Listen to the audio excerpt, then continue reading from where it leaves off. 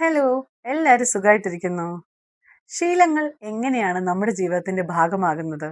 Welcome back to my YouTube channel Ganga Manish at Skyhawk. ചെറിയ ചെറിയ ശീലങ്ങളാണ് വലിയ വലിയ മാറ്റങ്ങൾ ഉണ്ടാകുന്നത് എന്ന് പറഞ്ഞ എഴുത്തുകാരനാണ് ജെയിംസ് ക്ലിയർ. അദ്ദേഹത്തിന്റെ ആറ്റമിക് ഹാബിറ്റ് എന്ന ബുക്കിലൂടെ ജീവിതത്തിൽ മാറ്റങ്ങൾ വേണമെന്ന് ആഗ്രഹിക്കുന്ന എല്ലാവരും ഈ ബുക്ക് ഒരിക്കലെങ്കിലും വായിച്ചിരിക്കണം. നമ്മൾ എങ്ങനെയാണ് പുതിയ ശീലങ്ങൾ ഉണ്ടാക്കിയെടുക്കുന്നത്? നമ്മൾ ദിവസേന ചെയ്യുന്ന പല കാര്യങ്ങളും ബോധപൂർവമല്ല, നമ്മുടെ ബ്രെയിൻ നമ്മളെ ഇൻസ്ട്രക്ട് ചെയ്യുന്നതാണ്.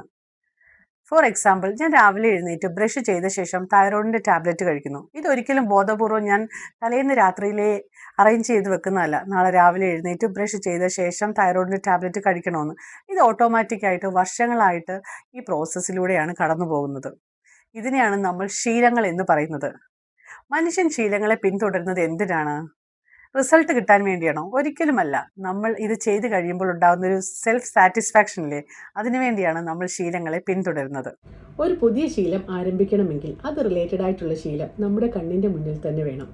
ഉദാഹരണത്തിന്, ഇന്ന് തൊട്ട് നമ്മൾ കൂടുതൽ വെള്ളം കുടിക്കണമെന്ന് തീരുമാനിക്കും.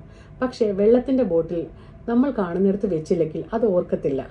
അതുകൊണ്ട് ബോട്ടിലിൽ വെള്ളം നിറച്ച് എപ്പോഴും നമ്മൾ കാണുന്ന സ്ഥലങ്ങളിൽ വെക്കുക. അടുത്തത്, നമ്മളൊരു റീഡിംഗ് ഹാബിറ്റ്സ് തുടങ്ങിയാണെന്ന് വിചാരിച്ചു.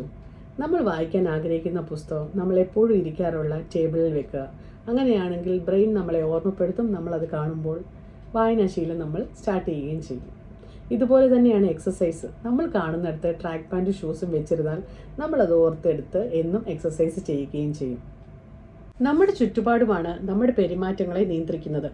നല്ല ശീലങ്ങൾക്ക് അവയ്ക്ക് വേണ്ടിയുള്ള സൂചനകൾ കൺമുന്നിൽ പ്രദർശിപ്പിക്കുക. എന്നാൽ മോശം ശീലങ്ങൾ മാറ്റാൻ അവ കൺമുന്നിൽ നിന്ന് അകറ്റുക. ഉദാഹരണത്തിന്, നമ്മൾ സ്ഥിരമായി സ്നാക്സ് അധികമായി കഴിക്കുന്നവരാണെങ്കിൽ നമ്മുടെ സ്നാക്സ് ബോക്സ് നമ്മുടെ കൺമുന്നിൽ നിന്ന് മാറ്റിവെക്കുക. ദാറ്റ് മീൻസ് നമുക്ക് അപ്രോച്ചബിൾ ആയിട്ടുള്ള സ്ഥലങ്ങളിൽ വെക്കാതെ എവിടെയെങ്കിലും കബോർഡിൻ്റെ ഏറ്റവും മുകളിലോ അല്ലെങ്കിൽ ഏറ്റവും താഴത്തെ തട്ടിലോ അങ്ങനെ മാറ്റിവെക്കുക.